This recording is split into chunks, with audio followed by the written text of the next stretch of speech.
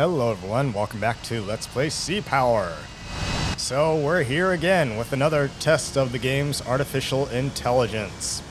I like to do these kind of versus videos where we just take some aircraft and pit them against one another, or even ships and put them against one another. So we've got 4 F-4E Phantom IIs, and they're going to go up against the 4 MiG-21bis, aircraft of roughly comparable era. And we're going to see how well the artificial intelligence does. I've just given them some simple orders. They're going to engage once they get visual contact, and I'll just pretty much let them handle the scenario as they see fit. Now, bear in mind that the game is still in early access, so a lot of the stuff here is subject to change, and one of the things is that the developers are going to continue working on improving the artificial intelligence of the game already, because as it stands, it's a bit more artificial than it is intelligent, you might say. So let's see how it does. So what I like to do here is I like to talk about kind of the history and design of some of these whatever units are in the game, and then I'll commentate on what's happening and see how it goes. So we got 4 F-4 Phantoms from the Trickle Nickel Squadron here, Tactical Fighter Squadron. Multiple air contacts detected. Alright, they've got multiple air contacts detected. They're on a head-on course, so they're going to meet and then engage. Let's see how they do. VID track.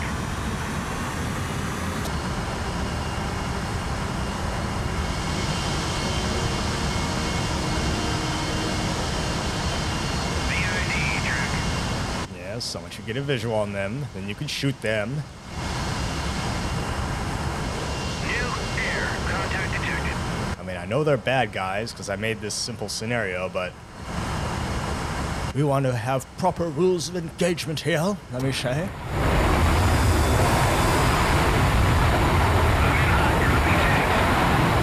Nope, he's dropped his tanks. Alrighty.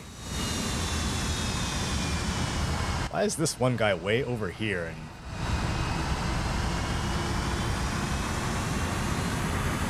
one of them is definitely hostile. Okay, he's dropped some countermeasures there, and he got hit. Missile launch, missile launch. Multiple hostile air contacts detected. We can hit. He got hit. Missile launch. There they are. Another got hit. Contacts detected. So 3 are down. Contact faded. Track. It leaves just this guy, I think. Contact faded. Track. Missile launch, missile launch. Fox 2. Did we shoot down any of them so far?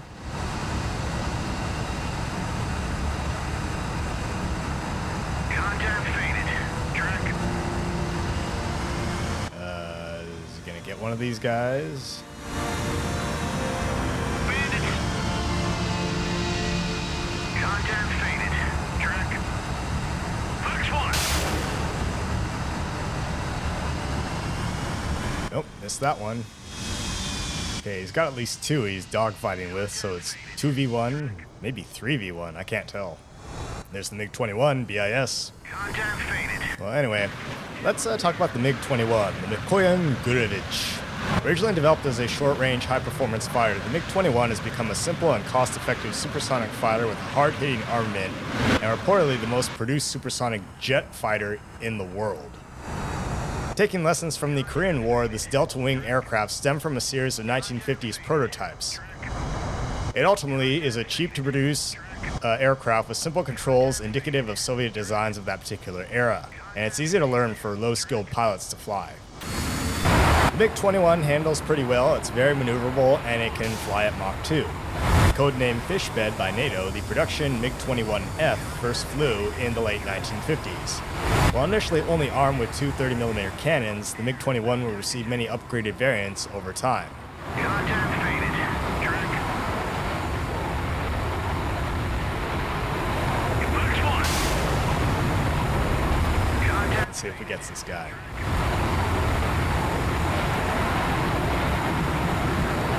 Boom, got him. All right, splash. 2-5. Contact faded. Export versions have gone on to the Warsaw Pact nations as well as Finland. In total, over 40 operators used this aircraft. Large numbers went to the Arab forces, who used them against the Israelis in the Arab-Israeli War in 1973. Licensed variants were also produced in Czechoslovakia and India. And while a technology transference agreement was sent to the People's Republic of China, the kits that they sent were allegedly incomplete, and China had to reverse engineer the plane, which resulted in the Chengdu J-7 aircraft.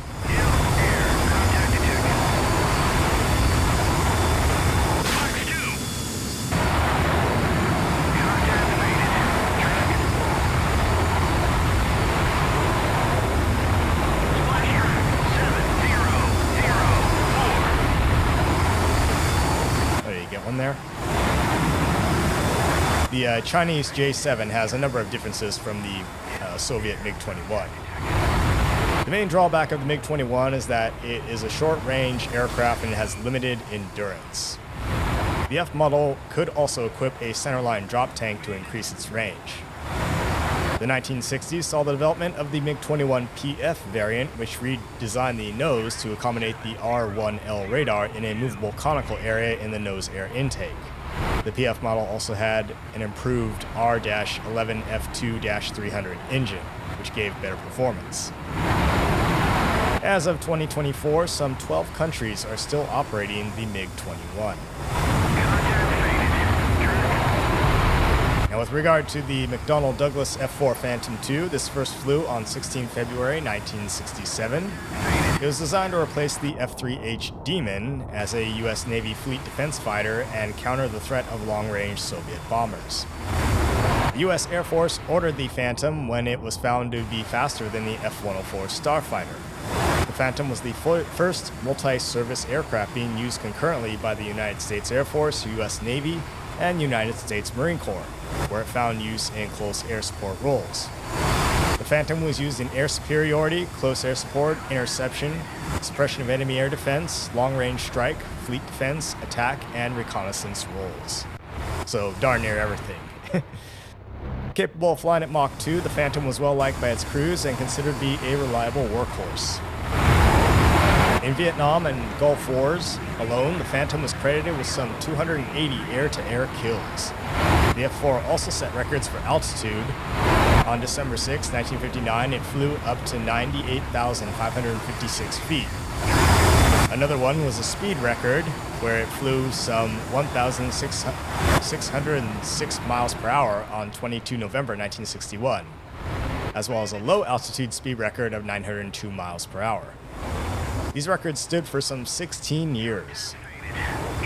Production of the Phantom ran from 1958 to 1979, building some 5,192 aircraft. Over 5,000 were manufactured in St. Louis, Missouri, and another 138 were built under license by Mitsubishi Aircraft Company in Japan. Production peaked in 1967 when the McDonnell plant was producing some 72 airframes a month. Engaging track 703. In total, the U.S. Air Force had 2,874 F-4s, and the U.S. Navy and U.S. Marine Corps operated 1,264 F-4s. The United Kingdom purchased a squadron of refurbished U.S. Navy F-4Js to complement the RAF F-4Ms. Now, the F-4E variant, which was seen here, was used by the Air Force and included an integral M61 20mm Vulcan cannon.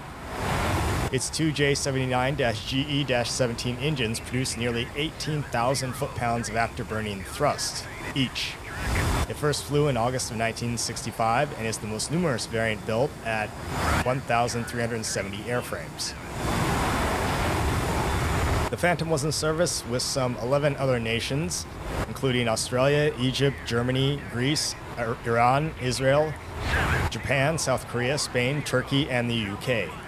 The British Royal Navy and RAF operated Phantoms from 1968 until January of 1992. The U.S. military officially retired the Phantom in 1996, by which time it had flown some 17 million miles.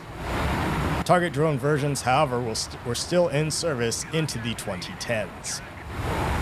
By 1998, it was celebrating 40 years of flight and still in service with Egypt, Germany, Greece, Israel, Japan, South Korea, Spain, and Turkey. 6, engage track 704. The Republic of Korea Air Force retired its last F-4s in June of 2024, and Japan retired its F-4 fighters in 2021 and the recon versions in 2020. Similarly, Egypt retired its F-4s in 2020 as well. Contact faded. As of late 2024, it is still in service in Greece, Iran, and Turkey. Alright, so that's a little bit about the two opponents here.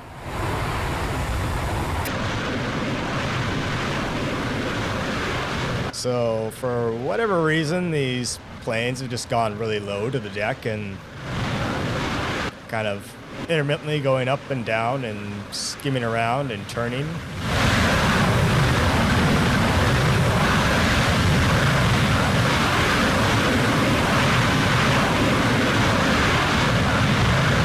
MiG-21 seems to be very, very maneuverable. It seems to outturn the F-4 Phantom, which may be true in real life, I don't know. I'm not really an aviation guy, so I don't know much about the performance of these aircraft. Other than that, they're jets, and they fly really fast, and they damage and break stuff.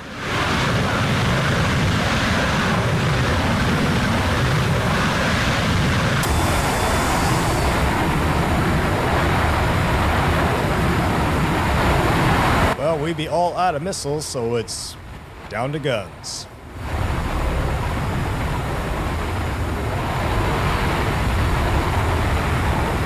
Okay, he's coming up on him. He's going to get up on his tail, I presume. There he goes. He's gunning him. Guns, guns, guns. And he missed.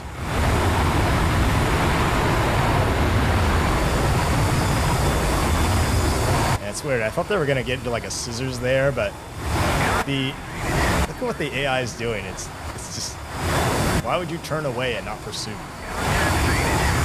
Like it says, it's engaging that target with 20mm cannons. It's performing pursuit.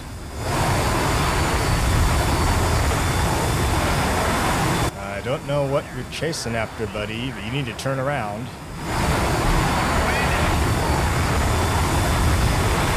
I wonder if he's trying to open up the distance between them or something.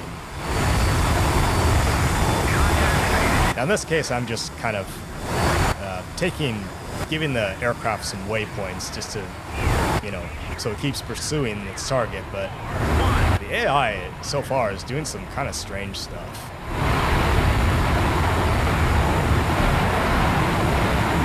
But again, this being early access, the artificial intelligence in this game is kind of really linear, or maybe like binary in its thinking, you might say. It's kind of all or nothing, and it doesn't prioritize weapon types very well. It doesn't necessarily use what weapon would be most suitable for the scenario or the target or whatever. So like an F-14 Tomcat will always prioritize using its AIM-54 Phoenix missiles, even when the target is like really close in range. Like, there's no reason why you would want to use a long-range missile like that in a close-up dogfight. So again, the AI is kind of strange like that.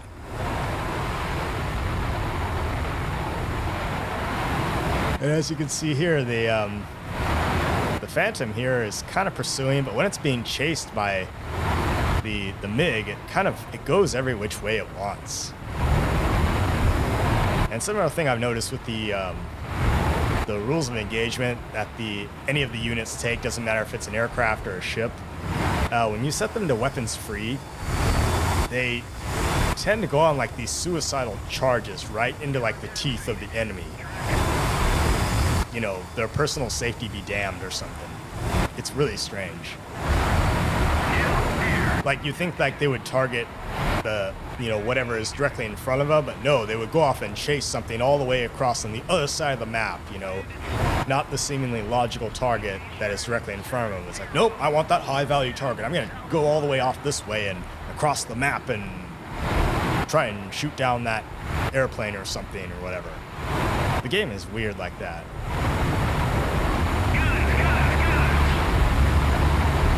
Well, you missed, buddy. Now, all of these aircraft are set on, I think I put them on seasoned, so they're relatively skilled, I guess you could say. And I have to consult the manual again, but I think the level that you set the artificial intelligence at does affect things like how quickly and how well they can spot enemies, how quickly they react to them and things like that. So the less skilled an opponent, generally the slower they are to react and, you know, fire on things. I don't know if it actually affects their aim or not, but it might. I'll have to double check.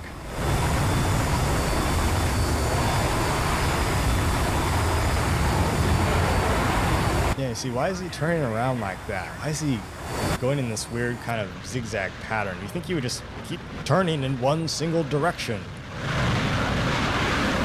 Like, why are you doing that? You're just wasting energy. It's like, pick a direction and stick with it and just turn.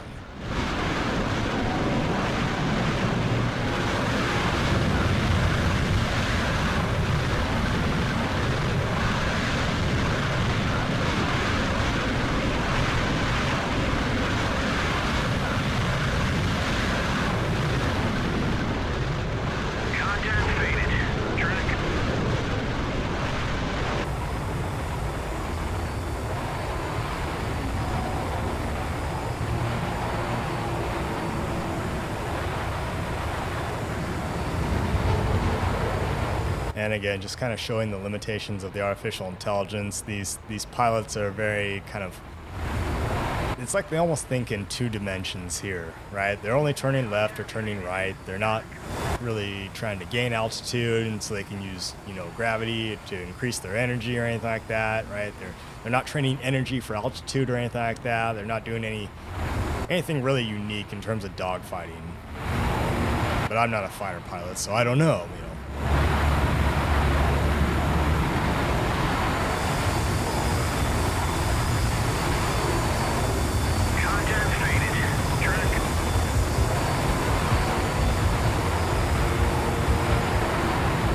Now, of course, with a lot of video games like this, the artificial intelligence is not some, you know, incredible, free-thinking, sentient AI or something.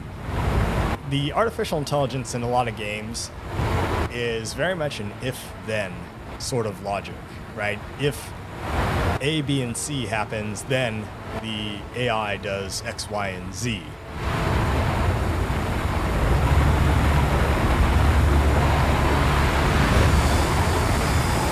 You can kind of figure out what conditions are met for the artificial intelligence to do certain things. You can do what I call metagaming, right? You can find loopholes in the game's programming where it's like, okay, well, if I don't do A, then the computer will not do B, then the computer just won't react or something, you know? So like, you know, enemies have a cone of vision in front of them that only extends out to like, I don't know, 40 feet or something, or blah, blah, blah, you know. So if I stay out of that range, then the enemy will never find me, even though I'm standing just down the hallway from him. So you get what I'm saying? So, and as I talked about in the last video I did on C-Power, where artificial intelligence in computer games like this, we're only really testing the assumptions and implications that we've built into the programming code of the game. Now, computer war games are often called this black box because you don't actually see the programming code that this game is built off of. I don't know whatever code this game is made of, so I don't really know how the artificial intelligence is programmed. But by watching the behavior of the units, you know, it's not that great. But again, it's a limitation of the computer programming. So, can we really expect the computer to be that intelligent? No, it will never be as smart as a human. At least probably not for some time anyway. Now, yes, I think they have done some tests and simulations with actual fighter pilots versus artificial intelligent opponents and computers and stuff like that. And I think the AI is generally won, but there were some limitations of the scenario and stuff like that. But I mean, again, a computer can react far faster and calculate things far quicker than the human brain can. Again, in some ways, computers have quite some ways to catch up with humans.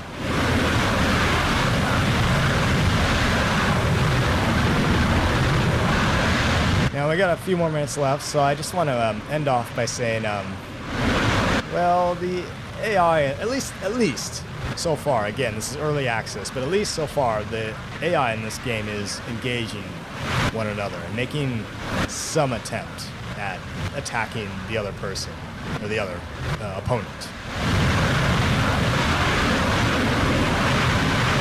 But I used to play a lot of Arma 3, and I've got like some 800 or 900 hours in that game, and I used to play scenarios just like this, where I just pitted the AI against one another and see how it reacted, and boy, was it stupid.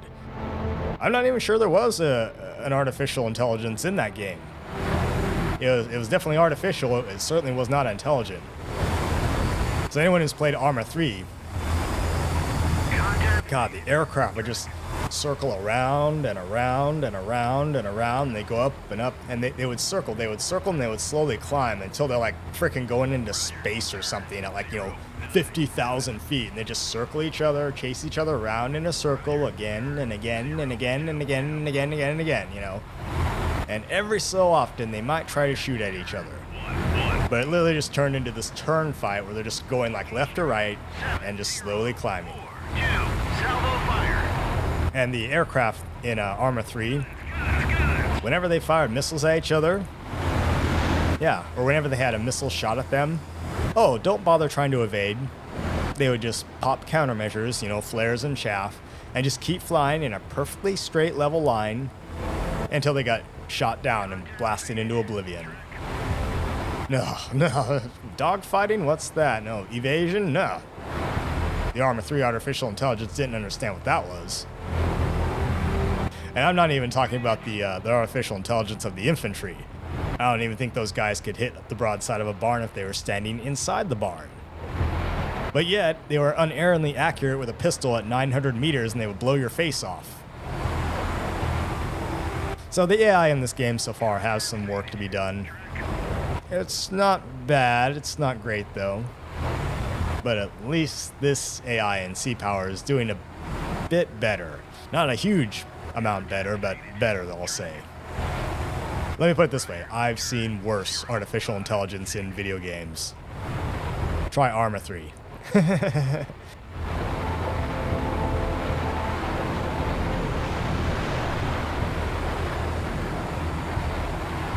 Well, I don't think the Phantom or the MiG here is going to get the kill, so I might end it off in a couple seconds.